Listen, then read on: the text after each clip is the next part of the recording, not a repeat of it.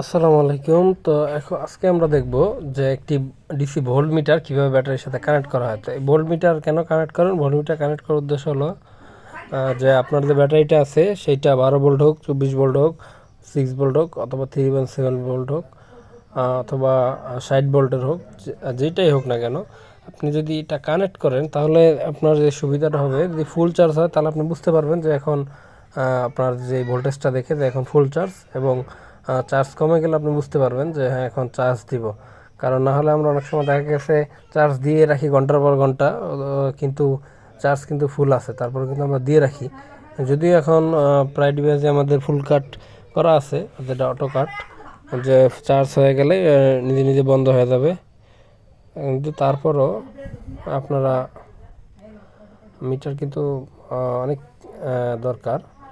কারণ এখন বর্তমানে দেখবেন যে বেশিরভাগ ফ্যানে কিন্তু এরকম একটা মিটার লাগিয়ে দেয়। তো বর্তমানে যে চার্জার ফ্যানের প্যাকেজটি বানানো হয় সেটির ভিতরেও কিন্তু এরকম মিটার লাগিয়ে দেওয়া হয়, যেন বুঝতে পারা যায় ফুল চার্জ আর লো চার্জ। তো মিটারে কিন্তু 3টা তার থাকবে, একটি লাল, একটি কালো আর একটি হলুদ। তো দেখেন ব্যাটারির যে 2টা তার, ওই যে সাদা তারটা এটা হলো মাইনাস, তো মিটার মাইনাস যে কালো তারটা সেটা ব্যাটারি মাইনাসের সাথে লাগিয়ে দিয়েছে, এবং মিটার যে প্লাস তারটা, এই যে লাল তারটা, এই যে ব্যাটারি প্লাসের সাথে লাগাই দেওয়া হয়েছে, মানে এটা হলো হলুদ তারটা হলো প্লাস। লাগাই দেওয়ার পরে এখন দেখেন আপনার মিটারে কিন্তু 0 0 শো করতেছে, হ্যাঁ, কিন্তু ভোল্টেজ শো করে না। এটাই হলো বোঝার বিষয়, যে অনেকে ভাবতে পারেন যে মিটার 2টা তার 2টা লাগাই দিব প্লাস মাইনাসে ভোল্টেজ শো করবে, কিন্তু না, লাগানোর পরেও কিন্তু দেখেন 0 0। এখন এখন ভোল্টেজটা কীভাবে শো করবেন? ভোল্টেজ শো করার জন্য মিটারের সাথে আরেকটা তার আছে হলুদ তার, এই হলুদ তারটা আপনার প্লাসের সাথে কানেক্ট করতে হবে, হ্যাঁ, ব্যাটারির প্লাসের সাথে। তো এখন এই যেহেতু এই হলুদ তারটা প্লাস, এখন আমরা এই প্লাসের সাথে একটু কানেক্ট করে দিই। প্লাসের সাথে লাগানোর পরে দেখেন 6.62 ভোল্টেজ দেখাচ্ছে, মানে এটা হচ্ছে 6 ভোল্টের ব্যাটারির প্যাক। 3.2 ভোল্টের 2টা ব্যাটারি দিয়ে 6 ভোল্টের প্যাক তৈরি করা। এখন দেখেন 6.62 ভোল্টেজ দেখাচ্ছে, মানে এটা চার্জ আছে ব্যাটারিতে। হ্যাঁ, তো এখন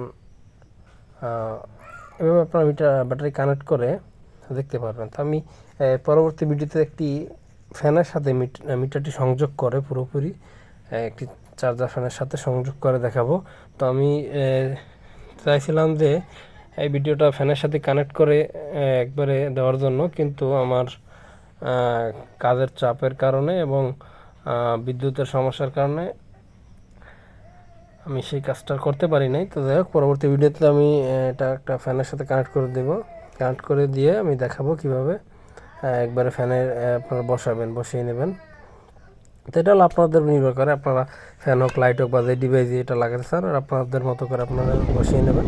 এই দেখেন এরকম ফ্যানের পাশে যদি যে কোনো এক সাইডে আপনাদের সুবিধা মতো বসিয়ে দেন, তাহলে কিন্তু আপনারা দেখতে পারবেন যে হ্যাঁ এখন ফুল চার্জ আছে অথবা চার্জ নেই।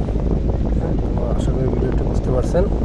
আর যদি কোনো কিছু জানার থাকে তাহলে অবশ্যই